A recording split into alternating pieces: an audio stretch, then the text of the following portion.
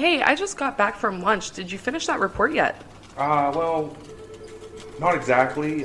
Still working on it. I'm not finished just yet. I got a little sidetracked, but I will get them to you first thing this afternoon. It is first thing this afternoon. Well, yeah, I understand that, but I mean, I am working on it. I'll have, what do you mean that the report isn't finished yet? I'm still in the process of working on it. I've just been a little distracted. Distracted? Our meeting starts in an hour. I can have it. No. What were you doing? Were you listening to another hunting podcast again? I swear, I give the staff in this office the freedom to do whatever they want to do as long as they meet a deadline. That is the first bullet underneath your job description.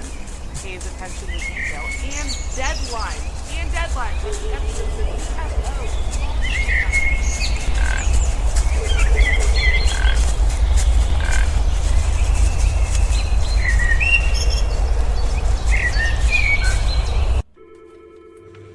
Dude, are you even listening to me right now? We are back. Welcome back, guys. We're in Will's basement, and we're recording a podcast after day one of the Great American Outdoor Show. How about it? How about it, boys? We got a little table here. We got Mr. Mikey Miller to my right. We got Will Meiser, and we have Joe Hedland here, my younger brother. And you guys should know me. I'm Charles. Boys, we're here. I can't believe this is actually happening. It's great to be here at my house. I didn't even let you guys introduce yourselves. Yeah. No, you did a great job. Allow me to introduce yourselves. Allow myself. Thank you. That's what I meant to say. Let's just start right out of the gate, okay? We're not even going to talk about the show here. We're going to talk about Mr. Mike Miller right to my right here. So apparently this is the first podcast that Mike Miller has ever been on. Is that correct, Mikey? Absolutely not. That's completely inaccurate. Yeah. So he lied to me. Where'd you get that? Unfortunately, he's lying. Yeah. What's funny about that is I've heard Mike on podcasts before. Yeah. And I told him that. And then he lied directly to my face. Yes. Yeah. Yeah. But I'm not. Nothing but a distraction since you got here. Yeah. So there's been a twist. What I meant to say was, this is the first time you've been on our podcast. That is true. That is correct. Yeah. I'm not wrong. I'm never wrong. Yeah, you'll twist it until you're right. First time being on a real podcast, I think is what you said. Exactly. Oh, yeah. Yeah. I meant like one that actually people listen to. Shots fired. Wow. Yeah, it's okay. I want to thank you, Will. Yeah.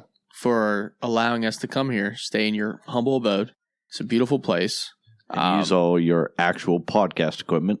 Yeah, like actual real equipment. Even though I'm having trouble not hearing myself here, you're gonna have to fix that. I promise it's gonna sound amazing. It looks amazing. I can see squiggles. It's probably the first podcast I've ever done where I can actually see squiggles. Yeah, squiggles are always in front of Austin's face. Unfortunately, Austin could not make it here with us today on this trip, so I took his place. Right, I took his place. Cameron Joe.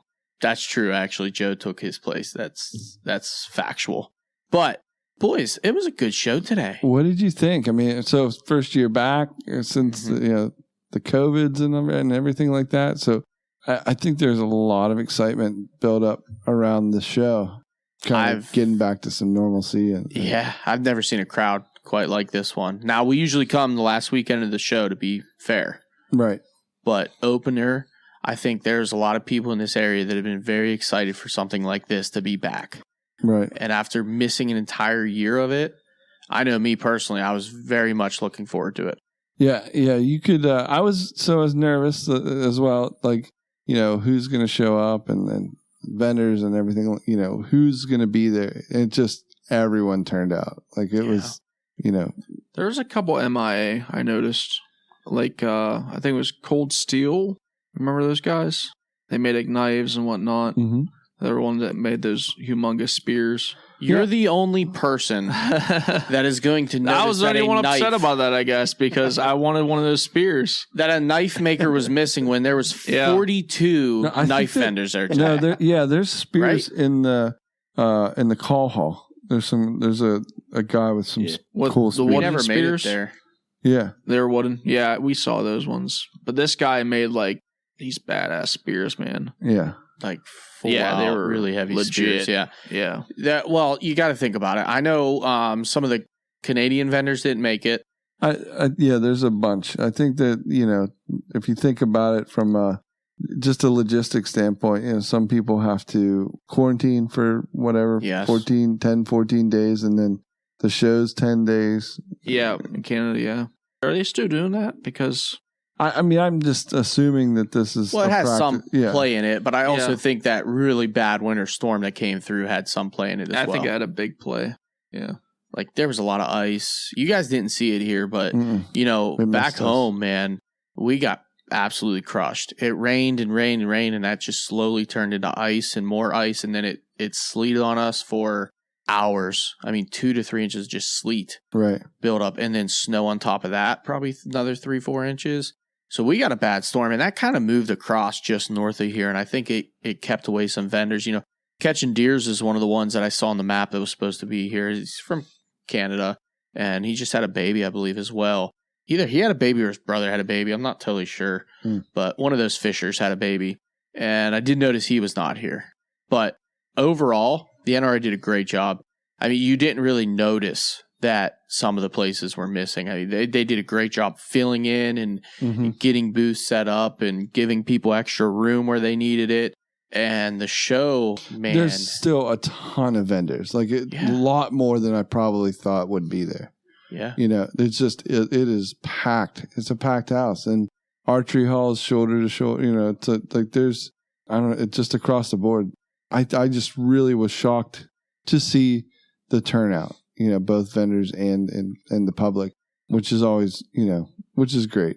Yeah. It's just great for the scene. And like you said, some people have really had to take a look at whether or not they wanted to make this kind of an investment or whatever, or your time and your health and your sure, all these things. It just goes to show you that this is a strong, deep, traditional kind of thing that people aren't willing to really sacrifice on. You're not kidding. I know guys that have been coming here, since they were kids. They come here every year, and it's something they look forward to every year. It's at a time, too. It's a perfect time, right? Season just ended, and they're out. They need to get that last feel of deer season, right? Guys are all telling stories. What? Season. Listen, I said deer season just ended. I'm just saying, don't let the waterfowl guys out. All right, so tell us about your waterfowl season. I actually want to know, have you had success lately? Well, a little bit. It's funny, as we showed up here at Will's residence, and your goose stuff was out in the garage, so you Mike's actually did vacation something. home. Yeah. Yeah. So what happened? Have you killed geese lately? I didn't see any feathers. A few. It's been a little slow, but They took some new guys out. Yeah. And Okay. so I'm still pretty new to the waterfowl world, but it's becoming quite the addiction. And Are you distracted? I'm very distracted. I hate you. I wasn't a great whitetail hunter. Don't sell yourself short. yeah, bud. you're solid, dude. Yeah. When it comes to the does, I'm kind of a big deal. Doe or whitetail too, bud. Yeah. Right? He's Kill a lot of 8-year-old does. Yeah. Pretty. He's a doe collector. Yes. I Exactly. like that. Yeah. You should probably start all these things, they Instagram just page. get in the way. They're harder to Listen, drag I'll out. tell you what horns. whatever good Pennsylvania hunter will tell you. You can't eat the horns, Exactly. right? Exactly. So I hear a lot of Spoon and Crockett talk. Spoon and Crockett. Yeah. I like Spoon and Crockpot. Yeah. That's great. So you can't kill bucks, so now you're deciding that you want to kill geese. Is that what I'm hearing? Exactly. I have a few friends that have been telling me for years, you got to come duck and goose hunting. You're going to forget about deer hunting. And I'm like, no, that's not going to happen. It's just not going to happen. Right. Last year, Christmas Day, I went on my first duck hunt. And it's just been a endless money pit since then. So what you're telling me is, because I have these friends too. They're no longer my friends, but they used to tell me the same thing. And then Don't do it. I'm telling you. They left archery hunting to hunt ducks and geese. Yeah. You know who I'm talking about, Joe, right? That Burks guy. Oh, yeah. Yeah. He used to be my hunting First day buddy. archery hunter, Yeah, he used to be my hunting Big buddy. first day now, archery hunter, and then he just disappears and goes all waterfowl. hunts, all waterfowl. And Yeah. I just never did it. I never got into it. I want to. I feel I've like never- it'd be cool. I'd like it. It's like skeet shooting, right? Shooting clay, Yeah, I've never been like the big buck killer like you guys, but I mean, the whole first week in November, I was scouting ducks and chasing ducks Really? all week. Yeah, there's a big thing into it. I mean, you could get into it pretty heavy. I know that. I mean, I get where the excitement comes from, right? You know, like you said before, it's kind of like turkey hunting for me. Like the excitement is it's more of a buddy hunting type style of hunting. Yeah. You know, you're doing it with other guys. Yeah. You're also enjoying something that you don't have to be super quiet with. You don't have to worry about scent control. Exactly. You know, you don't have to go climb a tree. Yeah. At the most, you might have to put decoys out at like 3 a.m. and then fist fight somebody that parked in the same spot as you or something, you know, because that's what duck guys do. They just fight all the time. Oh, yeah. Right? It's just all it is. Like, No, why scent can't we just get control would along? be pretty cool, though. I always love hunting without worrying about my scent and everything. Yeah. Like rifle season, we don't get crazy about it, you know? No. I mean, I can smell you now, and you're like Yeah, I know. 5 feet across the table. Yeah, there has been an aroma. And even down here where it's like 12 degrees in Will's basement, you can still smell it. That's how you know it's bad, right? There's a lot of man-on-man action last night in the Yeah. If we could get air some mattress. if we could get like Martin Oil to sponsor us, maybe get some heating oil for Will, that'd be great. Yeah, so maybe I'll tag him in this post and be this great. episode, and we'll. I think if we have a HVAC guy or something like that listens that wants to figure out how to heat this basement, that'd be great. I'm sure I know some I people. think we're just going to turn into a wine cellar. We talked about it. Decisions Hey. were made. I don't know wine who talked cellar. about it. I don't think we need to add any actual wine. You guys are doing a great job. See what you did there. This is, So we All went right, down a whiskey rabbit hole cellar. because I wanted to Exactly. get Mike involved in this podcast a little bit, and it seems like all we've heard about this entire weekend so far has been geese. They're just rats with wings, bud. And you know, really, that's not even a sport. But I get it. my favorite part is how they interact with each other, and especially whenever they're ducks or geese The are coming geese in. or the hunters? The hunters. The ducks okay. or geese are coming in, and someone signals to shoot, which is cool. Yeah. You know, that there's communication, but then it doesn't matter how many you actually shot, 1, 2, whatever you're lucky enough to accomplish. The guy beside you claims your duck. I've always wondered that. I I'm honest to gonna throw God. out a name here. My good buddy Hunter Stoltz. No matter what, 100 geese come in, and he's no matter what, boom, boom, boom. Oh, I crushed 3 of them every single time. Really? No He just matter never what. misses, right? Yeah, he never misses. Yeah. It's just one of them deals. It's one of them guys. You know? I did always wonder, like, because you're right, all of these birds are coming in, and, you know, they're coming in. I'll use your language. They're cupping, right? They're coming in, and they're getting real pretty. And 19 guys pop out of a blind, and they all, pa, pa, pa, pa, pa, pa, pa. Like, you've seen the videos, right? Mm-hmm. How do you know if you've hit them? How do you know you were aiming at that one goose and someone else wasn't? I mean, you can see there's a lot of times you pull the trigger on the actual duck that you're aiming at, and it folds. It crumples. It crumples, as they say. And you know, you just know, and happens with pheasants as well. Maybe you guys might have we heard were that on story. pheasant hunting the one time, and I won't call it cool. It was what it was. But yeah, you could tell. You could tell whenever you shot it. But if you have a buddy, say, Crumple Bucky, Crumple buckskin. old Crumple Buckskin, you may want to pay attention to what you're shooting at because he's going to try to claim that pheasant. They do, yeah. Yeah. That's what I think is funny that and you got to decide whether or not you're going to be a sportsman. Like, is it really about the kill? Is it really about you taking the meat home? Yeah. Or do you share the spoils? And you say, yeah.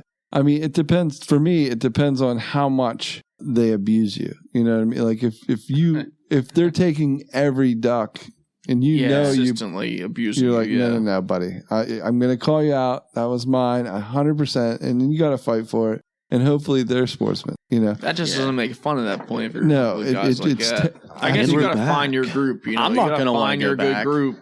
I think it's terrible. I think it's something that in the case of that pheasant, I saw it go down. You know, what I mean? Knew. Yeah, You felt like you felt it when you shot. You saw immediately. I saw it. Yeah, Pheasant it was went down. Some other people had a different perspective, different angle. As your bird was falling, I guess he still counted that as flying when he shot past it and missed. But yeah, heat of the moment, anything could happen. We're messing around. All right, yeah. So I did a terrible job here. I didn't even totally introduce. If you guys don't know by now, Will's obviously a host of the Rutten River Pursuits podcast, right? Mikey Miller here is a highly paid intern. He does all this work pro bono, though. We're going to have to talk about the paid part. Because he's a great guy, and he's just a pure human being, right? Yeah. So just to get that out of the way, that's out there. No, so we've been friends for a long time and just really have lots in common and share lots of equipment and resources that normally, you'd spend thousands if you're going to do it by yourself. But we get to pull some of our resources together, so it's mutually, And we're having a boys' weekend here, which needs to happen more. But I'm glad it's happening now. I'm a little disappointed, though. I told you this at, I believe, dinner tonight. I was looking forward to meeting Leanna and Ruger. They're two of my favorite podcast hosts of the Rutten River Pursuits podcast. Right. No offense, but No, she brings a different level of energy for sure. Yeah. And her enthusiasm for cooking, cooking wild game, is far beyond that of anyone else. It's so wonderful. I mean, I literally hit the Powerball. Yeah, you're a lucky man. Where does she get all her wild game from? Not me, right? That is a good point. She loves cooking wild game, but how does she actually get the wild game? I'm just kidding. I do okay. But if Bucky's stealing all your pheasants, let's just put it out there now. Every once in a while, you got to fight for it. Yeah, that's a good point, man. Otherwise, she's not going to have anything to cook, and he doesn't necessarily realize what he's doing. Is he's literally taking food out of his own mouth. That's true. Because on Thursday nights, she cooks a lot of times, so he gets the same amount of wild game as I do for the most part. With a lot less of the work because he can just show up and eat. Yeah.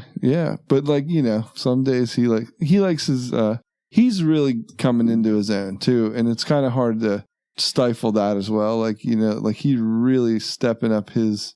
He just fell in love with the bird. Sort of like what Mike's doing. He just over the last couple of years really is coming into his own little zone, and so I'm happy for him in that respect. But like you said, every once in a while, it's necessary to claim your prize. Claim your kill. I'm busting balls. I love Bucky. Claim your kill. There you go. But we're down a rabbit hole, and we're just going to continue. We're going to get back to the show, guys. I promise. I'm sorry. Lots of memory card. There's a lot to go through, but I don't get I don't know. For me, I can understand turkey hunting and getting crazy with, because that's something I love to do. They gobble, but is a goose really that exciting? Is a duck's it's actually chatter? I'll say something. It's See?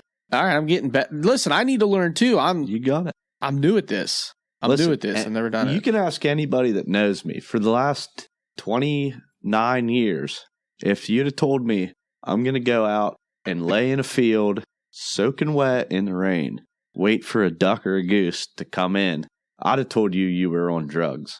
Yeah. At 1 year old. I was going to say, were you conscious 29 years ago? I'm 31, so. As so am I. But at 2 years old, I'm probably not listening very well. You say no to everything, though. I started early. That makes sense. Yeah. Well, 2.5. A good kid. Yes. What I said when I was younger, when I heard about archery hunting, when I was coming into the hunting world, 3. I told my dad, I said, I was around 12, whatever. I need a PSE spirit. He said, hey, do you want to archery? And I said, Dad, why would I shoot a deer with a bow when I could just shoot him with a gun? That's stupid. I got a gun. And then I became 13. In my room. So hard. And I noticed that these guys were hunting 6 weeks, before me. I was like, man, I'd like to get those extra 6 weeks in. So I got into it when I was 13, and I'm so happy I did, because it's we're glorious. Happy you did too. Yeah, we're all happy for you, Joe. Thanks for being here. Yes. You were a great cameraman today, I must say. We had a lot of fun. Even very Joe's, light whiskey shakes. I didn't have many whiskey shakes. Yeah. That's pretty good. Yeah, I was surprised. You're a little slow on the wake up. I don't know how you hunt them. You're probably more of an evening hunter. I was up but all night last night. It was terrible. I know that Meat the Eaters remote got me. Yeah, we were watching Meat Eater, and I know the remote ended up from my side to his side from whatever time, and he must have been up later than me because I fell asleep immediately. I slept great. I'll tell you what. New air mattress, new place. I slept great. I have no complaints. The hospitality has been great, sir. We can't thank you. We really enough. do appreciate it. You guys are great. We came in here and it was like, I met you maybe once, and it was just like, it was almost like we knew each other forever. We're just bullshitting whatever, I feel the same way. Great guy. Yeah. This podcasting stuff, man, You guys are awesome. it has made us, well, maybe this is my opinion and you cannot share it, but it has made us really good friends. I will confirm. Like, I concur. You said it earlier. You said like the podcasting community is like a family, right? Is that what you said? It can be. It like anything, it can be weird. It could be like a bunch of duck hunters. And yes. You're either super burn. You can be in the group, or you sounds can like jealousy. Yeah, or you can be out. You know, and it's a shame when you're out because we're all did something wrong. Very, very yeah. A lot of times, if you're out, you did something wrong. You're a poacher. Listen, it is a good group. Yeah, but you guys are great. But when you have the people that are like minded, doing the same things you're doing, year round, it just, you're built similar. You're built the same, and you have so much in common. It's wonderful. It does help to have a little bit of contrast, though. I mean, everybody being the same, it's good to have a little bit of diversity, right? But you have a passion. That's a big word for me. Yeah, that is a big word. you have a passion. The passion thing is what I was going to say. Like we have the same passions to do a podcast. Yeah.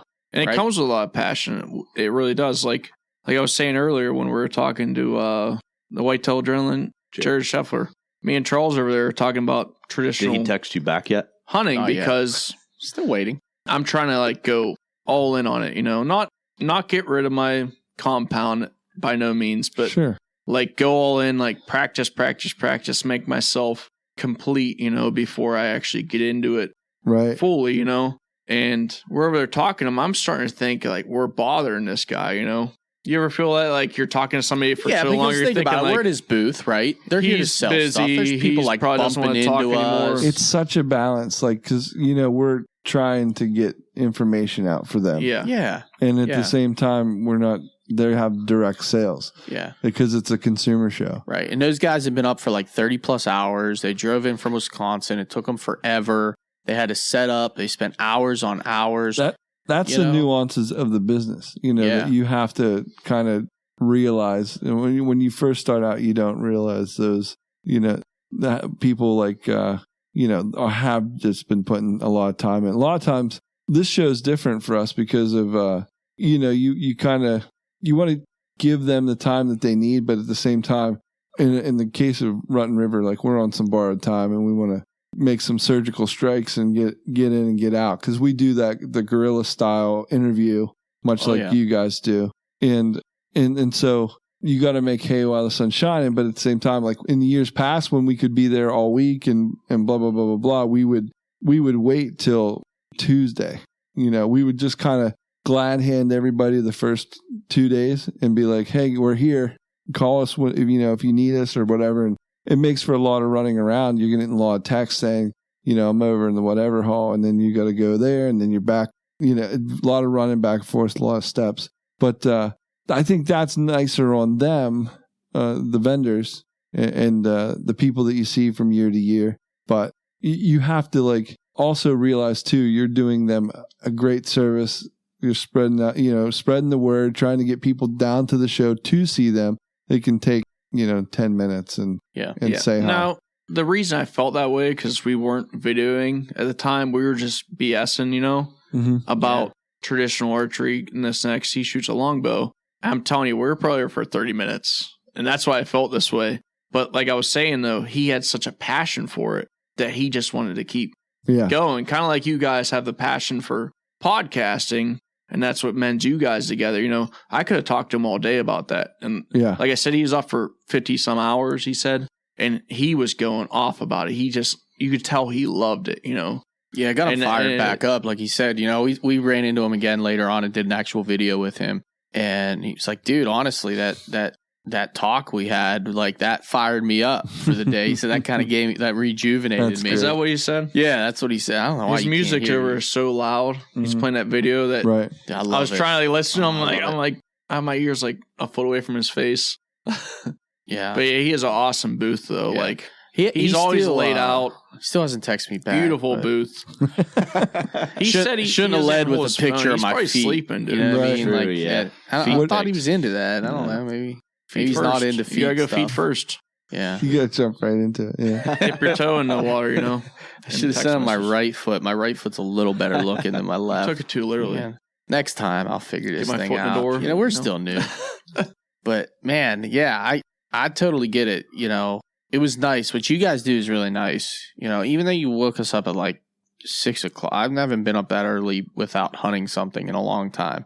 Yeah. You know, that's not even early. Like 6 o'clock's not early. These whitetail distraction guys, I mean, they're a little soft. It was a little rough getting them going this morning. We're sleepers. Well, there's reasons for it all. And whether or not you can, you know, you don't have to do what we do. and that's I wanted in the dust. I wanted the experience. Yeah. You know? Yeah. No, but there's, like I said, you learn over the whatever. I mean, how long we've been doing it. Chick-fil-A in my mouth. That's all I wanted. Yeah, you teased us with Chick-fil-A. Then it was like, oh, we're not getting Chick-fil-A because they're closing. I'm like, I'll be damned if I don't get Chick-fil-A. So we still did Chick-fil-A. The dining area was closed, so we couldn't all just like dine together, and that was such a bummer. Thanks, COVID.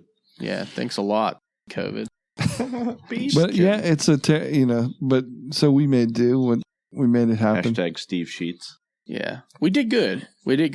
And then, Joe's buddy, Jodon, forgot his wallet, and we had to head all the way back here and get it. Was parking harder when you got back, or did you find a good spot? Easy. Parking was fine. Nice. We ended up all the way down, though, by like the archery hall entrance. Yep. So we went in there. Luckily, we met up with some guy, and we were going the wrong way. He's like, hey, guys, come this way. Some guy from Maine. And I was like, all right, yeah, sure. We were trying to act like we knew what we were doing, but we had no clue. That's the best part. And everybody, kind of, the building's so big that you'll find somewhere to get in. Right. But it can be hairy, It's insane. Yeah. This place is insane. And they did some major, major upgrades over the last year, taking the year off. Like that parking lot, they extended a couple areas, and really? It's actually beautiful now. See, we don't get to notice that because we usually park in like the peon parking a mile away. Bus in. No, we don't bus in. We walk in. Oh, wow. Like we never even bust in because the buses took too long. We'd walk. Walk like a quarter mile. Freezing cold. It's always you don't want to bring cold. your coat because you don't want to check it out and do all that. Yeah, you bring a coat in, then you sweat the whole time with a coat on. It gets so hot. It's crazy. It's like... We brought book bags this time. It's like the opposite of the Meiser residence. Yeah, exactly. So hot. Although last night it was pretty steamy. Yeah, that's because I took it was charge real and turned the heat up. I thought it was because we were all cuddling. But yeah, same thing, same reasons. It's all the same. Did Mike lay the bottom of the bed? Yeah. Since Ruger wasn't here, Will's having dog. a bad dream. He curled up at the bottom of our bed. Mike had to curl up at our feet. We accepted him. Because I'm not used to sleep without a dog. He was like kicking in his dreams, like he was running. I woke up and I said, "Oh, little guy, he's having a bad dream." I said, "Oh, Joe, look how cute he's playing. He's running. He's playing with his friends." Guys, good thing we can edit this. Listen here, bud. He woke up. You wanted this podcast. Can we get back to duck hunting? Yeah, you had no idea what you were walking into. Standing directly at duck hunting. That was just that was a tease. Yeah, you had no idea what you were getting into here. That's true. But I will say, turkey season's coming up. Yeah, don't excite me. We'll get in a turkey rabbit hole. Don't excite me. We will not go. That's a rabbit hole I want to go down. What? Yeah, we will not get in a goose rabbit hole. A goose? No, just turkeys. We'll talk turkey. A turkey but hole. I want to cover this. I want to cover this show first a little bit. That makes sense. Because we're here. That's what we're here for, right? We got plenty of time. What do we see that we like, Charles? We got to be at the show at 9:00 tomorrow. It's you guys are. 10:59, everybody. We're fine. Time. It's early. My phone's. My you guys got to wake up at 4:00 to get breakfast. So you got to get breakfast. We got stretch. Do your team aerobics. If you had, I'm just don't make me defend everything. I mean, we have 8 guys, 10 guys. It's a little tougher. Yeah, you got to make sure they're getting into where we are at the same time. And you guys did a podcast this morning before the show, right? Yeah. Yeah, you guys are killing it. No, you did 30 videos today. Like, that's unheard of. We try. No, I mean, it was like, it was just under 30. Just under. Well, I mean, you had 8 guys. You did under 30. We had 2. We did 10. So, I mean, I think we did okay, right, Joe? Yeah, you did great. No. This is our first time doing this stuff. We did all right. You know, I've never done this. It went better than I thought it was going to go, you know? Yeah. Just jumped on It's kind of weird just jumping into somebody's space, especially if you don't know a lot about their product, like right then and there. Yeah. And just making conversation, doing it. I didn't know any of their names. I would just be like, hey, we're in here with, and I'd look at their name tag, Mike from so-and-so. Yeah. I didn't want to go to anybody that we didn't actually like trust and like actually like their product. You know, I don't want to go to anybody and like fake it. That's the difference. We go door to door, you know, a lot of times. Oh, really? Yeah. Yeah, you just go out there and find something that's interesting. You want to talk about your product or not? You know? And everybody should. Why wouldn't you want to talk about your product? Yeah, right? It's day one of a 9-day show. You want people that are going to listen to your podcast to come to the show and looking for those booths. Yeah. Right? I mean, some people don't, and it's fine. Just move on. Don't pay it. Like, don't get bent out of shape. There's 4,000 vendors here. Yeah. Like, there's so many. Yeah, exactly. We'll make an hour podcast. Like, we'll be fine. Yeah. It's pretty wild. Yeah. I mean, today was nuts. Around lunchtime, I don't know if you guys noticed how quick it filled up, but like between, you know, the show opened at 9, from 9 to like crazy, 1 o'clock. pretty quick, though. It was shoulder to shoulder. So we walked through and like people were still setting up at like 8:45 or so. Well, yeah, because a lot of people got in and late. then we went and got the pass and it was like 9:10 and it was like boom, like everybody was just loose. Boom right there. Is it just me or was the beer line started at 9? Is it? No matter what. I will say one of the guys. Every beer line was way longer than every other night. I will say one of the guys that stopped us and talked to us that said we were on the internet and asked for our TikTok account. That's the only thing. So drunk. He definitely started at 9 o'clock is what I was getting at. Like, he started at 9 o'clock. It's incredible. It is. I don't think he even knew that it was a podcast. He was like, TikTok. We're like, followed. Hey, there's a podcast too, bud. We do other stuff. Jump in on that too. Like, I haven't posted TikTok in 8 months, but yeah, sure. Follow along. I don't care. You got little kids. Cool. Have them join along. You know, I would have been drunk right with them if I had the chance. Yeah, I didn't see one beer being sold, or I would have been there. And I was viciously the beers are usually hungover, back in the outfitters area, right? Yeah, we didn't spend a lot of time in there. What'd you guys end up eating? What'd you have? I had the crab soup. I always get the crab soup when I'm out here. I mean, so good. It's delicious. It's probably your best bang for your buck, in my opinion. Yeah. You know, a cup of crab soup for $10. You can't really beat that. Yeah. You know, that's my go-to. You don't like crab? Yeah, we went to the crab live on land. It's pretty good. They do live on land, under the water. There's land under the water. You know that, right? They walk on the land below the water. I don't know. These Pittsburgh guys. I don't live in Pittsburgh. We're not really. West of the Susquehanna. It gets a little squirrely. There's a lot west of the Susquehanna. You know, like Sanity. Like deer hunters. Deer hunting. It's cool. Northern pike. Yeah, northern pike. All kinds of stuff. Snakeheads and wild boars. Oh my God, we're not going that. We're not going there yet. Not yet. But the podcast isn't ready for this. No, that's episode 75. We could do it. We'll do an episode on wild boars and releasing. Yeah, that's right. We're in goose season. Yeah, pre-turkey season. So we should just jump about that turkey. show. I think we're done with the show. We need to get the turkey. No, but what'd you guys eat?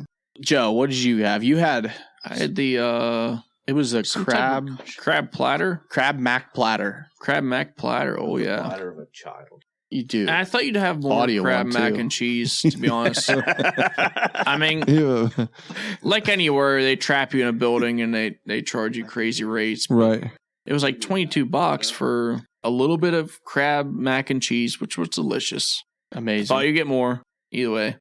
Some chips, coleslaw, and then crab cake. Crab cake sandwich, which was delicious. They have a lot of options. But yeah, here. They really do. I'm not saying it was bad at all. I mean, prices are prices. Everybody's got to do what they got to do. I've gotten that crab soup every year I've been here. Everything was phenomenal. This is the first year that I actually got it, and I could take a bite within the first 20 minutes because usually it is scalding hot. Oh yeah, scalding hot. Burn your entire life scalding hot. But they had a lot of options. The problem was that around lunchtime when we got hungry, there was just millions of people. There were lines out the wazoo, as we say. But the food was good. Food was solid. Thank you for bringing that down. We're back. And the booths were solid. The whole people. I mean, did anybody have a negative experience once with anybody in the entire show? Me personally, no. Everybody. I mean, whether you bumped into people or not, they were all cool. Somebody bumped into you. I'm sorry. You know, it was like one of those places you go to. Just everybody's nice. Everybody was awesome. Yeah. No Didn't run into anybody that was giving anybody a hard time. Even outside of us, you didn't hear anybody giving anybody a hard time. It's an awesome show. I feel like you guys had a different experience over there. I see a look going back and forth. No, it was pretty good, I thought. Yeah, for the most part. Like I said, I wasn't going to. There was a couple people that weren't quite ready to talk to us, you're talking vendor wise. Yeah, but as far as I'm talking people paying customers coming to the show. Yeah, you know what I mean. Yeah, very respectful, amazing people. Yeah. When we did our interviews, I felt like we almost watched the people. Did you feel that? Like you kind of watched the person, saw if they had a good chemistry, a good talking. Yes, and then we did it. You know, right? We approached this a little differently because we had never done this before. We've been to the show a few times. Mm-hmm. We've never done this side of it before, so we approached it a little differently. We went out, probably from 9:45 to 9 o'clock, all the way till 3. We spent the first 6 hours just walking around, visiting booths, talking to people. We didn't even have our recording stuff out. It was in my book bag. Yeah. We just walked around and got to know a couple people and kind of look at their products. And then, hey, I'll see you guys back later. We might swing by and do a little is that cool? Mm-hmm. And they were cool with it for the most part. And everybody we approached, kind of they were like, the weirdest part was a lot of people that work these booths are volunteers. They're not people that work there. Right. So whenever you start to do that, initially, they're like, well, let me get somebody that can actually help you. And then they find someone and they come over and they do a little quick, couple minute thing. No, it's very simple and it can be very simple. Just, there isn't a lot of it wasn't a bad experience. Like I said, you just have to, sometimes they're just not ready and you just got to move on. A lot of times where they can get you is the over explanation or wait for this guy, this is our whatever guy and he's going to talk to you and you got to wait. We did that and we ended up not even reviewing with a product because the guy didn't want to do it. He didn't feel comfortable enough. And I'm like, look, dude, I'm not looking for you to break down the analytics of your product.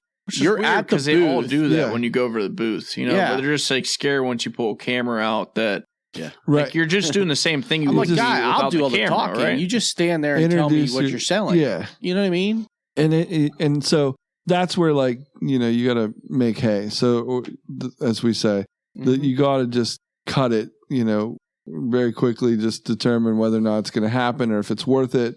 And some people are worth it, because they're going to be a better interview but that too over time too would depend on who you're talking to or whatever. But this year, I think for us, we literally tried to focus on new people. We talked to some people we talked to in the past. That's just the nature. Right. But it's going to happen. Yeah, we really did want to meet new people. And there was some here. There's definitely some new people for us to talk to. And that was cool. Definitely new faces. Yeah. We had 2 teams going. So I think that the guys with the pod equipment really did the bulk of the heavy lifting. Like Mike and I and Pick and then later on Catfish. We got some surgical strikes in and sought out some, decent people that, like I said, we just wouldn't normally get to them. Yeah. Yeah. We were people that won't get the right recognition that they deserve. I think everybody is there for a reason. Everybody has a story, and I wish that we had more time, resources, energy, ways to disperse the information. I wish we had endless resources because everybody has a story, and we've always, kind of just maintained that mentality. And so just being able to do the best we can with what we have. Yeah. And it's easy to get overwhelmed when you come into this place for the first time or even for multiple times. There's so many people. Well, I mean, right? if you're seeing the same people, like you start to see after day 1, day 2, day 3, you start to see the same people all the time. You're waving at them. You're like, can I get you a coffee? Or you've been at your booth for a while. Like you just start to develop little tiny micro relationships. Yeah. And then the next thing you know, like where it really kind of gets hairy is you're doing an interview. They tap your buddy on the shoulder and say, can you come over to my buddy? And it's really cool and it can be fun. You just, we're podcasters and we like to talk for a reason, So one little treat, speaking of liking to talk, I mean, voice gets a little hoarse and all that stuff. What do we like to do, Mike? Milkshakes. Catfish talk. Oh, milkshakes. Because Catfish's voice always sounds like his horse. I really like to get my milkshakes in. Listen. Yeah, milkshakes. The farm show milkshakes. No matter what, I'm still saying that's had best part of the show. Where are these milkshakes? There's a couple places spread throughout. What's a preferred? Do you know? Like all of them. From where? Like it's the gun hall? No, they're the same. The farm show. I believe Dairy Life? Something like that, yeah. Sorry, ladies, because they're all great ladies, no matter where they are, but best part of the show, hands down. You can get chocolate, vanilla, or half and half. Or both. Really? A twist. Like a twist milkshake. Not a twist. It's just a little bit of vanilla, a little bit of chocolate. That's a twist from where we're from. Well, if you're not actually twisting it's called a twist, yeah. Yeah, but it's like it's not really like it's like when you get a you say they I don't want have a twist, to twist and it they do to half twist it. and half. Half and half's like it's an half untwisted creamer, twist. half milk I think or this whatever is that the is. rabbit holes that we shouldn't go down. But like I was saying though, with the recognition that you're giving these guys, and I like it because we walked in on a couple of your interviews. And yeah, it was cool. Don't be stopping us. We're watching you guys, and we're also looking at the product. And Catfish knew a lot about these products coming into it. You did a very good job, and it made me look at it even more. And I feel like you're throwing out that knowledge to other people, which is good. Because like the one with the dude had the mags, the Pete mag holder. Those were sweet. That was awesome. Yeah. And I would normally walk past them and be like, "Oh, watch this thing," Yeah, exactly. But I actually looked at it and I was listening to him and I was like, dude, that is sweet. He has a beautiful mind though. Like he can take that product and instantly think about the 20 or 30 different ways he can use it in his garage or in, I thought about that's it what's too. great about having like 8 guys is everybody has a different outlook on every product. Yeah, you can just toss a guy in there like, hey, Maven. I always get that wrong. So Charles has Maven. Mm-hmm. Yeah. So say we had more people than just me and him. I could be like, Charles, you have a Maven. Get in there. Talk to this guy because you know about the product. You used it. Yeah. Same with Catfish, But yeah, that was cool. It definitely makes for an easier experience. But what I wish is, like you said, there are a lot of vendors here and everyone's here for a reason, whether right or wrong. When I was looking around today, I had that realization of, whether I personally think their product's worth a damn or not, they do. Yeah. And to other people, that product matters. And there's a lot of people there. And I wish you could highlight, I wish the show could highlight a little bit better what their vendors are and a little bit more about them. As they sign them up months in advance, maybe the NRA could start posting on their website just a little snippet, 5 or 6 products on a post with a little caption below them. I think would be great. I think that for the week prior. It's literally why they enlist us. Like we're part of that machine. Yeah. And so, like you said, these guys, honestly, whether you like the product or not, they had an idea. A lot of them are the inventors, or 100%. A lot of them are the guys that decided to take something and twist it and manufacture it a different way and like they're the guys, we get to meet a lot of business owners, and they're also the people that are probably had a 9-to-5, got a little, just jammed up and then had a taste of something and had an idea and then dump went all in. Yeah, they dumped their 401ks and everybody, their wife's 401ks, and and now they're traveling around the country. Heating bills. On heating bills. But the good thing about you guys is some of these guys don't have like a great spot. Like you could get lost in that place. It's so big that it's good that you actually bring it out and tell people about it, because Charles and I, maybe we don't care about PMags. Maybe we don't care about, maybe we don't have ARs, or a lot of handguns where we need that storage, but a lot of other people do. Like there's a reason for that product. There's a reason they're there. The reason they're why that selling. They're one of the biggest ones. Yeah, they're doing good. Exactly. I'm sure. That hall's insane. To give them that, acknowledgement that they're there is good, because then they'll know where to find them when they go to the show. And they're like, oh, these guys aren't here, but really they just moved to another room. Right. Which I notice a lot, that a lot of people that were in a different room moved into the archery room, then some other people just weren't there or whatever. A good example of that is Novik's tree stands. Novik's tree stands was like we didn't see until then in a way back corner of a small wildlife. I don't even know what hall it was, to be honest with you. Like, I think it was like outdoor the camper lifestyle. No, it wasn't the camper. No, it was one of those outdoor lifestyles. It might have been the West Hall or the East Hall. Yeah, there's like a chart. Split them, I guess. Yeah, there's one that's like a I can't remember the West Hall. The West Hall is like the grills and the campers, and I think. Yeah, I don't know. To be honest with you, I thought there wasn't a whole lot in there. To be honest, I think that was I don't know what that hall was called. I know we were in the West Hall outdoor lifestyle area, and it was more like your socks and some knives and outdoor stuff, boots and boots and stuff like Crispy and like big names, right? Yeah. But then way in the back was Novik's tree stands. Gotcha. And they had Sitka stuff there too. But I'm thinking, those guys should be in the archery hall. Why are they not in the archery hall? Because they get overlooked, I'm sure, in that back corner. But that archery hall it gets packed. It does. It's too small. It needs to be bigger. 100%. There was somebody else behind them as well that I felt like they should have been like the gun and knives and like the main hall. And some of that might have to do with like how they budget out, how they or when they sign up and what booth availability there are. Yeah. First come, first serve. Right. So, a lot of that stuff fills up because the same people get the same spot year after year, which makes sense. They because just book it up. Like Joe says, he comes here every year. Oh, these guys were here before. I'm looking for them. You just think they aren't there. And like today, he was looking for traditional bows. Yes. Recurves and whatnot. And I'm like, dude, I don't remember them being over here. I thought they were in the other corner. Right. And I was like, they're usually right here. They were in a different spot. Surely enough.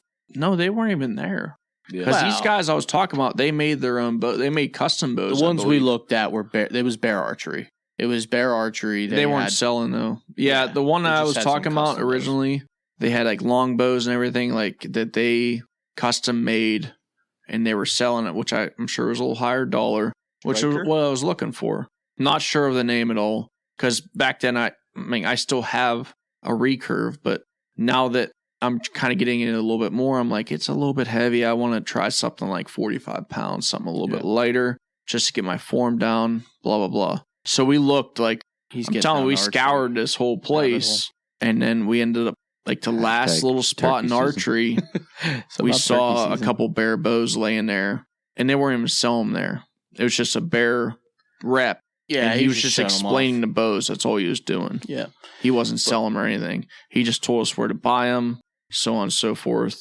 Local dealer and whatnot. Yeah, sure. Yeah, but we're talking about it, guys. But like, what were some of the neat things you guys saw today? Will, you got a lot of experience coming here. Mike, I just met you 2 days ago. I have no clue how long you've been here. Sorry, man. But I mean, I kind of have experience from this show from multiple avenues for, as young as I am. I mean, I started out coming here when I was 15, 16 with my dad, just walking around, checking things out.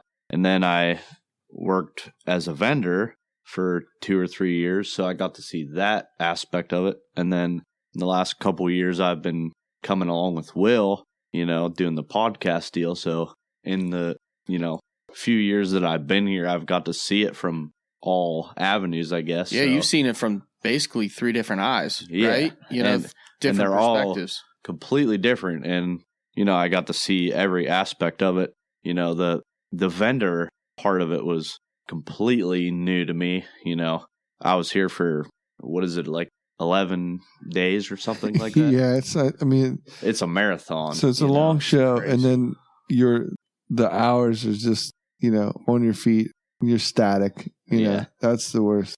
Like, I get, how many times do we get asked, like, why don't you guys have a booth? You know, guys should have a booth. And part of me doesn't want to have a booth. Right. I mean, you got to staff that booth, and you got to stand there. Yeah. You know, and you guys staff it kind of heavy too, because sometimes it gets crazy. Right. Like we said earlier, like if as a vendor you're sitting there 12 plus hours a day saying the same exact thing, you know, but you really got to be passionate about your product or whatever service you're selling, you know, to do that. But you know, that's part of being a vendor. And you could tell when some of the booths were just filled with bodies of people that weren't passionate or really didn't know the product, because they just sit back and like watch you walk past, right? It was the booths that were enticing, that brought you in, that invited you in. Hey, you ever hear about us? Yep. No? Okay, I'm going to walk over now because that guy invited me over. Otherwise, I'm just going to look at you and walk past you. You're never going to sell anything the whole show. Yep. Right? So you got to be a salesperson too. But I don't know how they honestly do it, because just today, at the end of today, and we were on our feet all day too, walking around and whatnot, my legs and feet hurt so bad. Yeah. Wow. It's a big complex for sure. Well, yeah. Where they're standing, it's usually padded, which helps them, I'm sure. I would love some powdered ground. Like we were saying before, though, a lot of people didn't make it. And although the company made it, I wouldn't say some of the workers of people didn't make it. Yeah, not a lot. Because remember we were talking to that girl, she said, I don't even work for this company. They sponsor me. I told them I'm come down and help because I'm local. That happens a lot. And there's a lot of staff members. And maybe that girl's not going to reach out and like grab you, but maybe she is. I mean, that's typical too, though, because of where we're located, right? If you think about a lot of these vendors from all over the country, really, but they try to get people that work with them in the local area that can spend days there, and they might take shifts. You know, some people might be there Sunday through Tuesday, and then Wednesday through Friday, and then people on the weekend. That stuff happens. But, you have to be creative with the staffing, and because of the enormity of the show. But yeah, I think that we've entertained it every year to have a booth, and I know that instead of us going to people, they come to us, and that's a whole other animal where people are seeing you for whatever you are in that show. And it's not out of the question. It's just the animal that like I said, we're really content with the run and gun. Yeah. The other part of that too is, there's a cost involved with getting a booth and having a space and being confined to it. Mm-hmm. I think you're better off not having that space, being able to spread your wings, separate into your groups, and you guys are out there. Like even people that are walking past, I've never seen more people just wearing that little press badge on your chest. Everyone's looking at you. They all want to know who you are, where you're from, what you do. Well, you guys walking around all day long, right? I've noticed that, like, even simple as me throwing a camera up at a booth. Yes. As soon as I do that, it changes a lot. Everybody wants to see what's going on, no matter what booth. Not to say nobody cared about us, but once we pulled the camera out, everybody was like, "Oh, where are you from? What do you do? What's going on?" Way different. Different. We spent 6 hours at least just walking around. Right. Never got the attention. As soon as we pulled out a microphone and a simple little cell phone on a little camera holder, and now we were wearing that badge, it was like totally different from all perspectives. People attending the show, people at each booth, they looked at you and went, "Hey, come talk about my product," kind of thing. Oh yeah, and I think this year wasn't quite as bad as it's been in the past, where people were, I think, less likely to crowd or group up. We would have to put people on both sides of the camera to keep people from just walking in front of it, trying to be a part of it. We didn't have any problems with that. Yeah, I was nervous about that also. Will was pulling crowd control a few times when I was filming. He would stand here like so no one walked by me. And yeah. We speculated a few times the last couple of weeks on how this show would go. Coming off of a year off, we weren't sure. Nobody really knew what kind of crowd we were going to get or what vendors we were going to get. But yeah, well, if you think about it too, the first real big show of the year every year is ATA, and all you heard from ATA was how bad the numbers were down. Yeah, honestly, I don't. In my opinion, you guys can give yours, but I don't think it was any different than the last one I remember. As far as we got to talk to ATA a little bit today, and they said that it was just like we had here. It's more courteous. Like it was it's a you could get real business done, and there was a few vendors that weren't here, but when I say a few, I mean a few handful, 2-3 in each department. Yeah, and I feel like they would have been here had we not gotten that hellacious snowstorm. Yeah. In all reality, yes. I think the people that if there was like one group of vendor that wasn't there. Was the overseas, the country, different countries. Yep. Yeah. They there's still some there. There's there is some around. Like we talked before, they had the last year and a half to restructure their business plan to where maybe they didn't need this show, but that's true too. That's a really good point. A lot changes. It's funny, some of the products we saw 2 years ago, even how they've changed. Timber Trail bikes, they basically redid their whole look and everything on those the things are beasts. Oh my gosh, they're insane. Straight up beasts. Like they made them more powerful. Yes. More rigid. Like they move stuff around, they redesigned them. Yeah. They all around did something crazy different. We did not talk to them today, but we love to pop in on Uncle Bruce and those guys. They're just fun. They're good dudes. Good dudes. And honestly, for the price of that e-bike, compared to some of the other ones at the show, they're pretty well priced. Yeah. Just say. Yeah. And for what you get, one, for the sneak it by my fiance. For the full two-wheel drive, front wheel, back wheel drive that they offer. Forget about that wedding video. Mike's scoring his job here. To offer that kind of power for that price and for something that you just don't get elsewhere, it's pretty impressive, man. That's one of the ones I like. I like to come see the e-bikes. I'm getting more interested. I'm kind of in the market, and they're one of the ones that we did a video with. They're great. Well, they also had a good deal going. They had $200 off both bikes, and then the larger of the two bikes, I forget what it's called, the Monster or the Beast, whichever one it was. If you got the 1,000-watt back, so they got like the 1,000-watt back hub, whatever, right? And then the 750-watt front. Right. That would give you an extra battery. Battery, which he said was like a $500 purchase. They're crazy lithium batteries. You are getting good deals at this show if you go and buy the stuff now, but you're right. It is hard to buy everything at once. I know that. Yeah. I almost pulled the trigger on a bow, but I had to talk him out of a couple times. I backed out. I think it's funny because a lot of outdoor stuff, like a lot of our equipment comes from the show. Yeah. Just because you wait for that show price, you're Flash question. What was your favorite product today? Boy. Yeah, let me think about that one. That's not a flash. No, I can't just flashy. I can't. You know what? All right, pause. Okay, so I really don't know what my favorite product was today, to be honest with you. I'd have to say you have to help me with this one. I get it wrong every time. The V3X. V3X, yes. X3. So I ended up shooting a new Matthews. The Matthews? Did I hear a 9er in there? And I was very close to buying it. It's a beautiful bow. It really is. Why did you not? Because, what's stopping you? Well, I was going to, and then I was going to sneak around my fiance and just have it sit at somebody else's house or bring my boat out of the house and bring a new boat into the house and have her not even know. She literally texted me as I was looking at the boat. She texted me. She said, "I want a wedding video coming up, and please don't buy any boats or any video."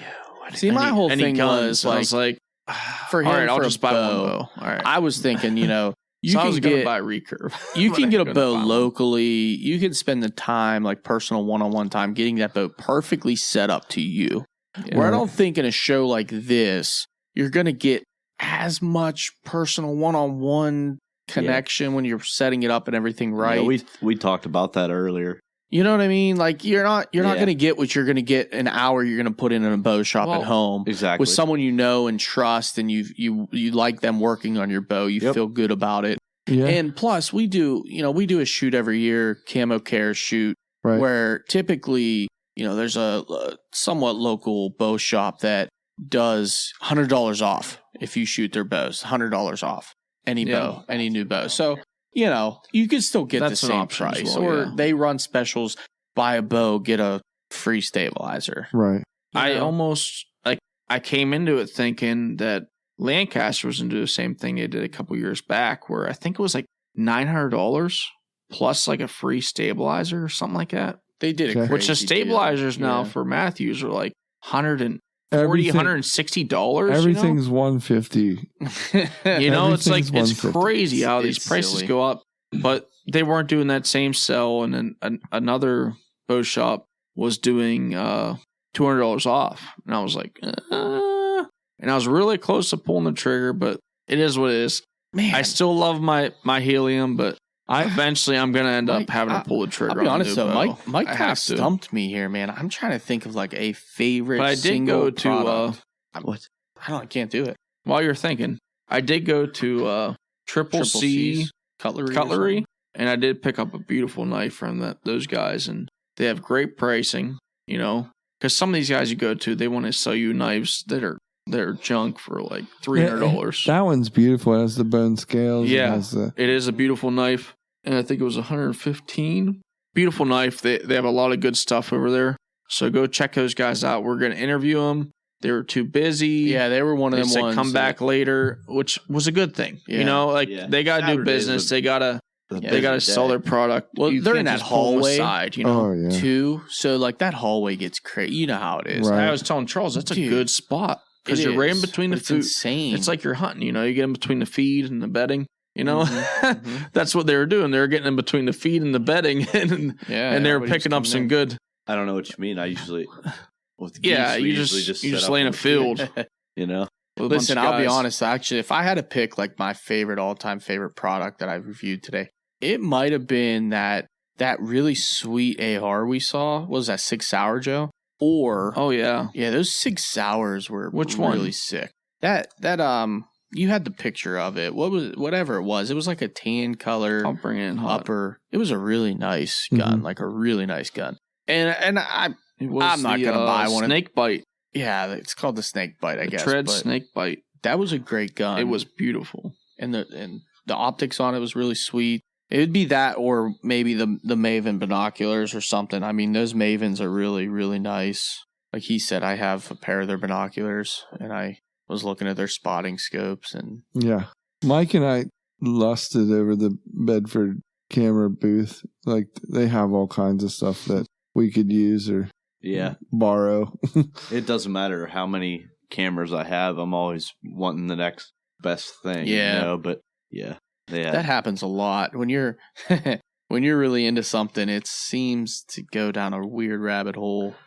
Like me buying a different saddle every other year. You always want the best. Here's one thing that I kind of took to. There's always a niche. Like that place is full of niche items. Like you're just niche. Niche is like niche. You might have heard it as a niche. Spanish niche. Some people do put a T in there, but it's probably niche. So it's something that not everybody. Specialty. Not everybody likes it. It doesn't mean It's like it's for certain people. Niche. But there's enough. Yeah. See, you put the niche in it. But it's niche. It's niche. Okay, Mike. The word is niche. I'm done arguing. They accent to goo the I, so it's niche. Okay, it's French. Okay. It's niche. Niche. Anyway, I'm glad that your Williamsburg uncultured swine high school education just. I'm pretty sure it's niche on the whole country. Yeah, I understood what he was saying. Some people, have you say potato, you say potato. You say gob, I say gob.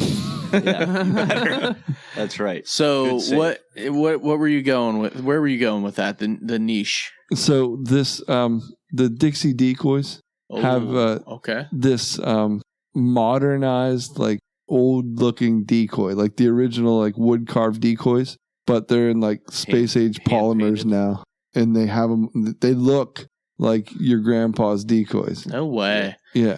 I went past that booth. I thought that decoy was just like a prop. No, I'm not gonna lie. No, it's huntable, 100%. I thought it was just a prop of the booth. You could put them on a shelf, right? Yes. Or you can. They're absolutely 100% huntable. Yeah. And really. Yeah, and like I said, all the space age polymers. They're weighted perfectly.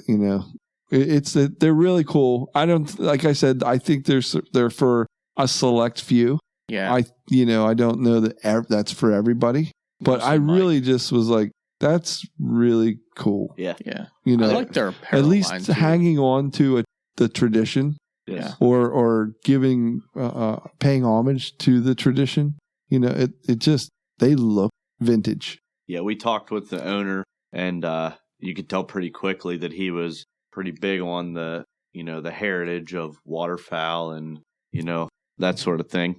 And their decoys, like Will said, they were more of an old school. They're sort of pushing their apparel line. Dude, their apparel's sick. Yeah, it's sick. Even though they wouldn't sell me what I wanted. They weren't there yet. They literally had they had a lot of. It was funny. I mean, it was on the stuff. It was on the mannequin, but it turned out it was the owner's. It was the owner's jacket. Yeah. Mike's like, it looks like my size. Yep. Again, I'm really new to waterfowl, but the hand painted foam decoy thing that goes way back, but that's sort of their thing. And they had the owner. I'm sorry, I can't even remember his name, but he hand painted these decoys. They were styrofoam, and he had the whole deal going on, and they were coming out with their new apparel, and it's sort of like the old school camo, and sort of the old school look. But are you guys familiar with the vertical gun rack? Yes, that's the one. That's one of the ones Catfish was showing right beside the PMAG. Yeah, those they have. Sweet. It is for us. It's a classic. Like it's really super cool because it just looks like a gun hanging on the wall. Yes. It's this little piece of just rubberized metal. Yeah. Basically, if you've ever seen like a Men in Black where they just open up like that wall, that room. Exactly. Yeah, there's just wall everything's guns all floating. Like guns just hanging out. That's what this is, right? Yeah, it's pretty cool too. I almost bought those as well. He can tell he's never done a podcast before. He's always done it on the phone. He's never done it in house. To go back a little bit about that, sorry guys, I understand. I don't know that you are. Otherwise, you'd be better at not grabbing the mic. I understand geese and ducks are really stupid. So you could throw anything out there, like a shoe. And they're like, oh, that's one of our brothers. I don't know. You'll get arguments. But would you rather? I have heard people made their decoy with black plastic blacks. Would you rather go vintage? I know I rattled a deer in to each your own. Running on. Would you rather go vintage on a deer decoy though? I would rather go further into technology on that one and have something that looks more realistic than something older. No, I'm not saying. Did they have that? I didn't see the booth. I don't think. I'm not saying that it's for everybody. I'm saying it was very cool. It's just a vintage so look. Cool. Yeah, that's pretty cool. I don't hunt over decoys enough. I don't hunt ducks and geese enough. Did they have deer and stuff, you said? No, it was a Dixie decoy for ducks. It was a duck. Stupid ducks. Yeah, they could look at anything and be like, all right. Listen, I don't actually agree with that. I mean, I know you're just picking fun at him, but at Mike, yes. Your ducks and stuff, they can get really skittish, and what I understand, if you don't have the right setup and they don't look right, they just ain't gonna land. They're gonna circle, and they're gonna leave, and you're never gonna get a shot. Where a deer, I've seen a buck come into a piece of paper with a painted on deer on it. You know what I mean? Yeah. I can't speak to how they work. I'm just saying on the shelf, it looked really cool. It did. Yeah. And I honestly thought that was a prop. Yeah. I did not realize that was an actual decoy. Yeah. I just thought it was like an old vintage prop. It did look like an old wooden duck. Yeah. But it's like any other thing. Like, again, I've only been waterfowl hunting for a little over a year now, but it's just like anything else. Like, you're going to have that turkey that runs into, you know, your $20 foam decoy and just destroys it. But you're also going to have that one that stands out there. Duck. What? Don't you compare turkey and duck? Yeah. We're about to go down the turkey. Turducken? You want turducken? Yeah. We're getting too deep in this. No, you're right. You're right. There's same thing with that whitetail. You're going to either go, brr, and he's going to come running in. I had a tree next to me one time, and it sounded like it was grunting because it was squeaking so much. I swear to God, I had like $3 come past me and walk right to that tree. Yeah, I mean, that night, no joke, it was crazy. It was a stupid tree. I like making a squeak noise. We're already down the rabbit hole. Screw it. Yeah. You guys ever think like whenever you're by a highway and it's turkey time, those trucks hit that rumble strip like. You ever think deer think that is a noise that they should go check out, and that's why they get hit so much on the like turnpike and stuff? Yeah, maybe. Turkeys probably gobble at it. All right, whitetail guys, pause. That was Will, what do you think of turkey hunting?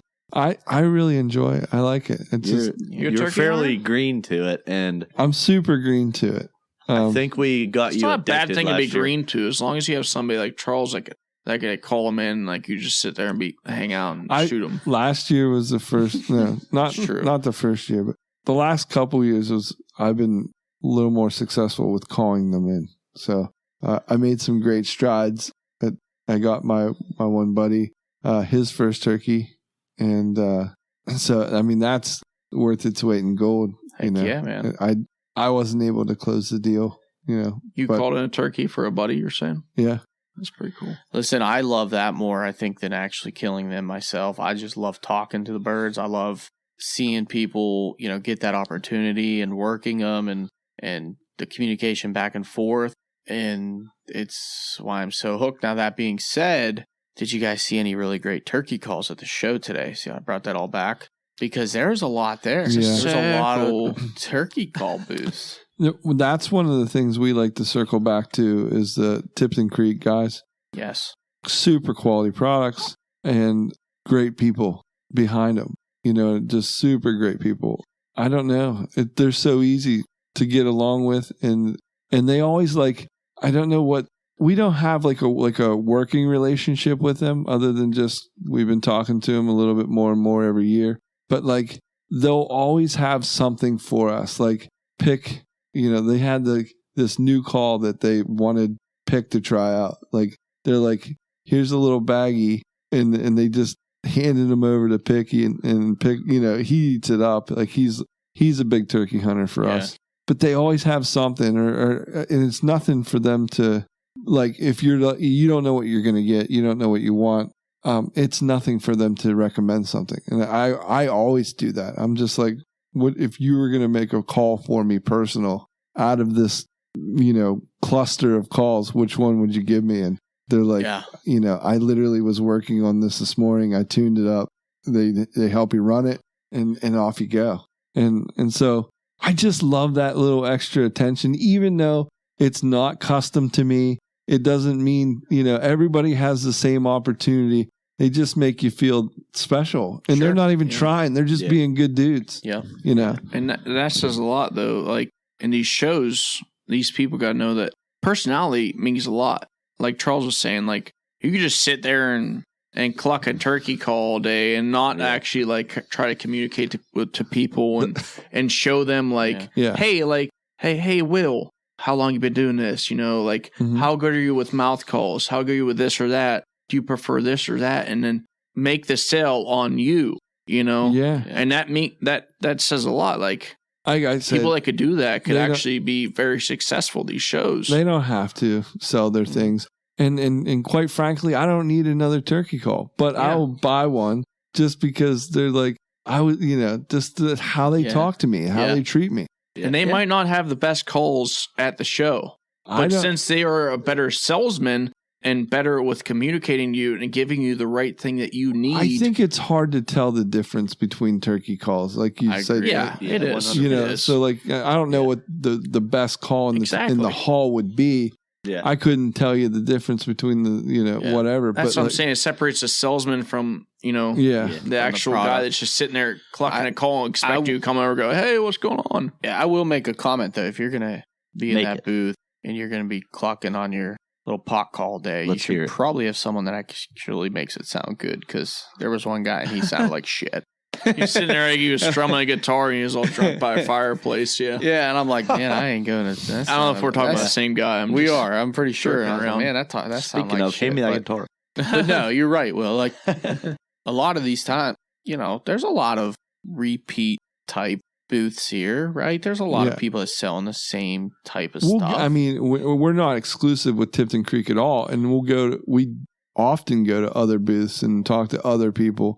It's just those guys right now are crushing it for us. Yeah. I will say their name comes up a lot. Yeah. I mean, a lot whenever I hear, I have a really good friend that I went to college with that just happens to make custom mouth calls. So I go to him for everything, right? For literally everything. And he's my guy, but I still go and check out other booths. I still go and see what other guys are about. You have to. And you can get, like Zach Ware from Wild Pursuit podcast.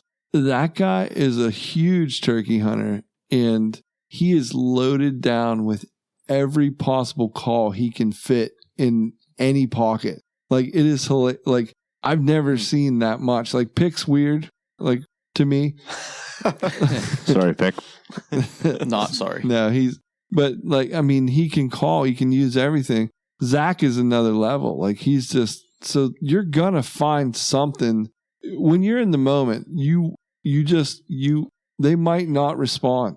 Oh yeah, for sure. And if you're in my situation where you have one property or two properties or whatever, and you're using the same call over and over again, and maybe you got a chance to shoot last week, your season could be, not as productive. Yeah. I mean, I'm not saying it can't be. You can run the same call the whole season and absolutely make it happen. But I think, there's something to be said about having multiple calls, multiple sounds, and just being able to switch it up if it ain't working. Yeah. Exactly. Yeah, for sure. I will say that Austin's going to be super excited to hear we're talking about turkey content. He loves this stuff. Let's keep it up.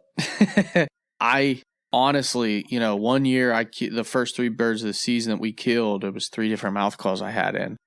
I like to joke around a lot. We do a little different style. We do a lot more run and gun, a lot more like bigger public land, no limit type stuff where you're just going. And I like to joke around a lot, they're not answering. They must not like that. Think about the raspy hand. They must not like that little lady today. And I pull out my little call thing and I'll flip it up and I'm like, probably saw my guess is they saw your fingers. Listen, don't rip on the fingerless gloves. I got a brand new pair. These are my driving pair.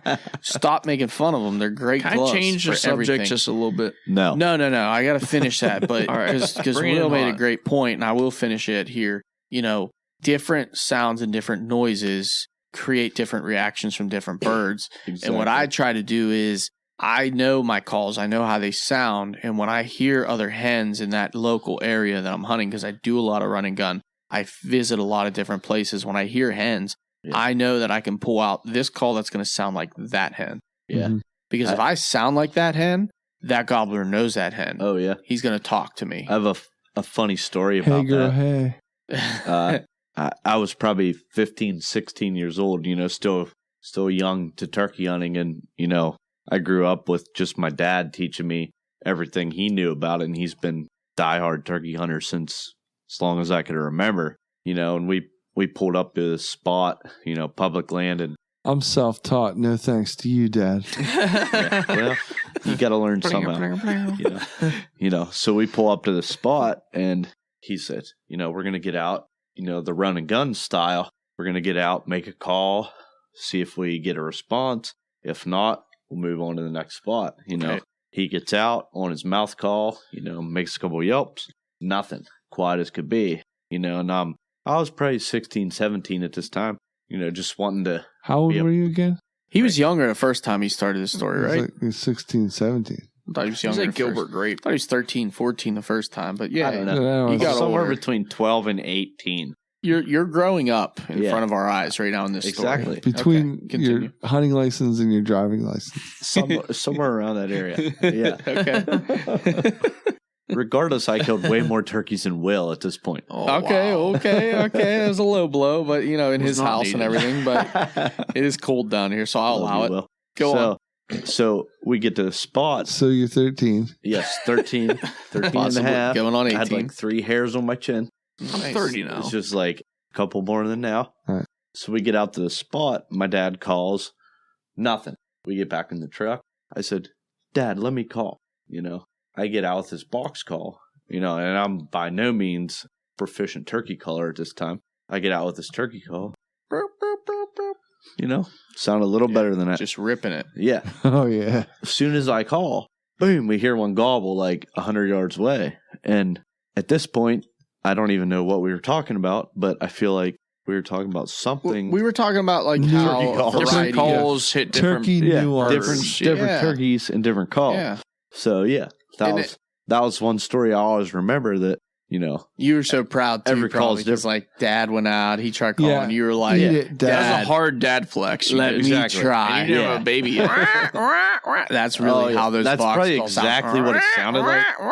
And then blah. It was like a mallard duck turkey hybrid. Call. Those box calls. It sounded more like a Rio. Exactly. A Merriam's Rio pintail hybrid gold. spec widget. Wow, those are really rare. That's a great story. Long story short, this was like a 2-acre patch of woods. Oddly enough, it had a unibrow. If my dad's listening, he'll remember exactly Tell where him to this subscribe. was. We're always up for. He's a big fan of your show. He doesn't listen to mine, but he does listen to yours. That's great to hear. This was like a super little patch of woods. Like as soon as he gobbled, we were like, boom, where are we taking pictures of this turkey? Yeah. And it somehow got away from us. Mike was still sitting between his dad's legs. Yeah. And having him call. I was 29 years old. All joking aside, how far from the truck did you get before you ended up, you got the bird, right? No, we didn't get the bird. You didn't get the bird? You were talking about taking pictures with him. I said, as soon as he gobbled, we thought, we're going to be taking pictures of this bird. Yeah. So you cursed the TGs. Yeah. Which is a real thing, by the way. Yeah. There's turkey gods, too. Yeah. There's deer gods. There's turkey gods. Yeah. It's all a real thing. But what's funny about that? You're right. And when I go turkey hunting with people a lot, that call as well. And I like to let them call. I could speak, for example, like West Virginia last year, me and Austin went out. Austin and I went out. To be proper, went out to West Virginia. And I let him call sometimes, and he would call West Virginia, and nothing would answer, and we'd keep going. I'm like, hey, and he kept looking. No, call, man, you call. He would call, nothing would answer. All of a sudden, I'd be like, all right, let me try, and I let out like a much louder, aggressive call, and bird answers. It had nothing to do with, really the two. It's almost more of a shock because it was just louder. It was the fact that he was calling lower. Yeah. And when I just went higher, that's what the bird wanted to hear. Yeah. Because we both called that day and we both had answers all day long. West Virginia is an amazing place for turkeys. Mind you, stay out of Pennsylvania, we're losing turkeys every day. West Virginia, now that's a turkey thanks to you paradise. Turkey camp of the world. It is. It's neat, man. The whole thing, and somehow, some way, we got to circle back to this damn place, this Great American Outdoor Show. Well, but there's a lot of turkey outfitters. We're done with that. We're on turkeys now. Yeah, there are a lot of that outfitter room is. I'll switch the subject around. It sounds like we're gonna have to make a call. One of the coolest things I've seen, and I've seen it. Time and time again laid it down at this show was I don't know the name of them. I wish I did, but that company where they had the pole. I knew you were going to say that. The drill. Yeah, and they're screwing. We passed by it. I didn't have the time to really investigate that, but it looked crazy, right? It looked it's crazy. The trail camera mount. Yes. They screw on the trail camera mount. Yep. Through this telescoping whatever pole. Yeah, it's crazy. And they have a drill on one side, and they drill it into the tree, and then with the exact same attachment, they take the drill off with the drill. They hook the camera up to it, and they hook it up, and then to top it all off, which I haven't seen yet until this year, they they take that same pole where you got they in the have shower. a laser up there to where you could actually see where the camera is pointing, which was awesome to me. And some of those things, I look at it and I'm like, that's super cool, but I never use it. It's not realistic to me because I spend my money on so much different things. I got like wedding videos. Yeah. No, you're right. I spend my money on this. I spend my money on this.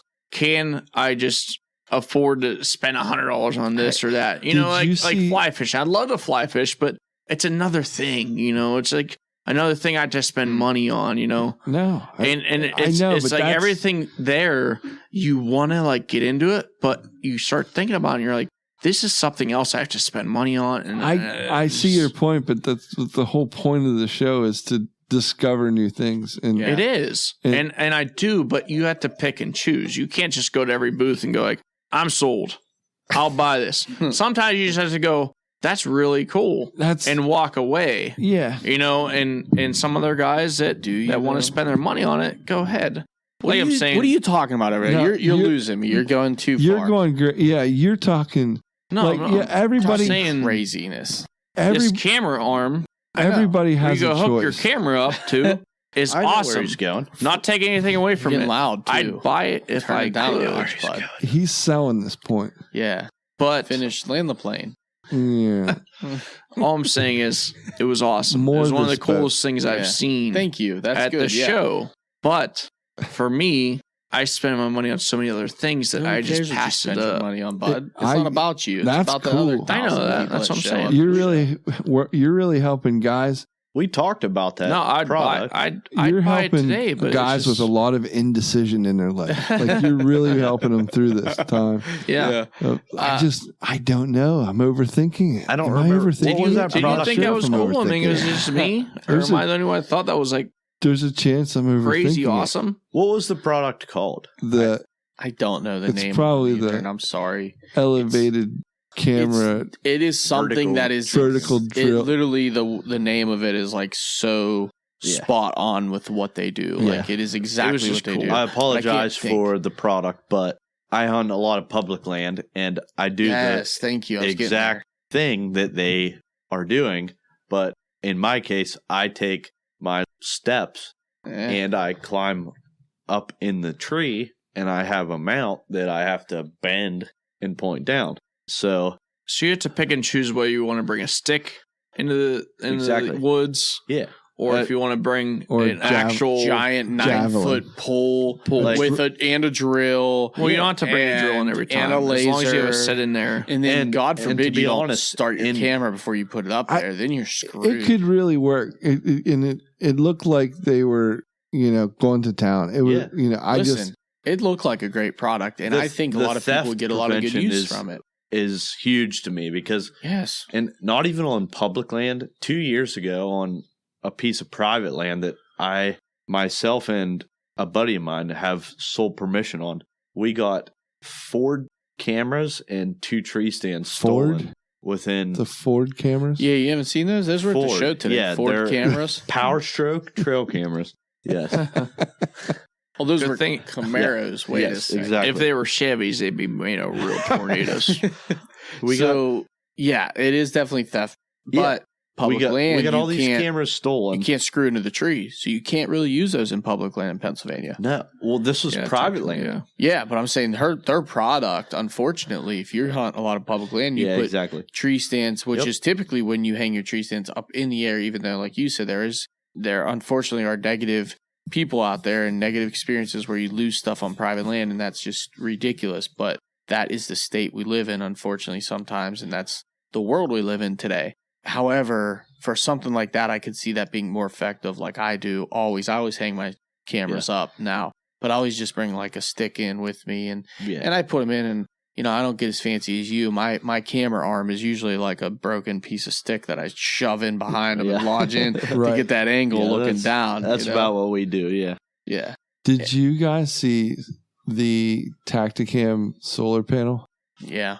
I didn't look into it a lot. Tacticam was one of the ones I told you about that we tried to go to the booth, and it was like the rep that the guy wanted me to talk to wasn't there at the time, so we weren't able to get a video. Well, we got to talk to him, and That thing is way cooler than it looks. Okay. It actually has a battery pack in the solar panel itself. So it is true, like set it and forget it. Like you can run it on any one of their cameras and you no longer would need batteries at all, batteries. Yeah.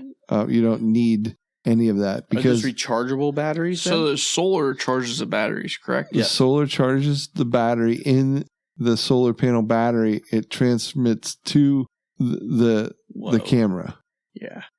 So it actually is not. It's not like you're not necessarily relying on the sun to power it constantly. Sure. You know. So now it has. How many places do you really set up a camera though that you have like a lot of sun? Because I feel like every single place I ever put a camera, there's like no sun. Those solar panels don't rely on sun, but ambient light, they will be okay. So if you're in a little bit of a canopy, you know, in the part of the season when the leaves aren't really thick, as long as you have a little bit of sun, and don't quote me on this, but like 3 to 4 hours a day of like some kind of sunlight, they will work, but they still have batteries in them, so they work as like a kind of a secondary backup. They're trickle charging the batteries. I guess what's nice about that is, you know, if you do go through like right now, a couple weeks of really bad weather, no sun, nothing like that, it's running off that battery pack. Yeah. And then the first until next sunlight comes up, and I mean those might last months. And the next battery, next sunlight we get, they just recharged it all. It's super, and you restart all over again. Do you guys run cell cams at all? Yeah. Yes. Yeah. We just got into them. What do you guys spend on batteries? A lot. So for real. Like I bought you have to buy good batteries. I bought lithium batteries this year for his camera and my 4 cameras, and I want to say I spent I don't even know, $60 to $70 just in batteries for a year. So the panels are $60. Yes, that's a so no-brainer. you just took up a year, not a year. Now, mind you, that gave me multiple cameras. Yeah, that gave me couple years, 5 cameras worth of batteries for a season. But I got to do that every year. So if every year I bought a solar panel for the next 4 years, solar panel come with I'm going to be rechargeable batteries where you could charge them before you bring them in the field. Is that how it works? They work off obviously the solar panel. I understand, but like before you go into the field, do you charge them? So just specifically the Tacticam solar panels run off of a battery. You could probably. I think they take don't know. 8 batteries. They will run the camera without batteries in it. So you could run a Tacticam without batteries, but your solar panel has batteries in it as a backup. They have some sweet stuff. They really do. Tacticam. I love that company. It's just come such a long way. Yeah. I just wish I had that app is user friendly. The money just to splurge on that place because I love. They got a lot of great products. Like that. The camera goes into the stabilizer. Action cam. That is so sweet. Yeah, their trail cameras though are for the price. Can't beat them. I'm a second to none. Second level investor. In the Tacticam. Yeah, we went Spy Point. He's got his black belt in Tacticam. And I don't blame you. If Tacticam was available when I needed my cameras, I would have went with them. But Spy Point had a sale and $70 a camera. Are they the greatest thing in the world? No. Do they help? Yeah.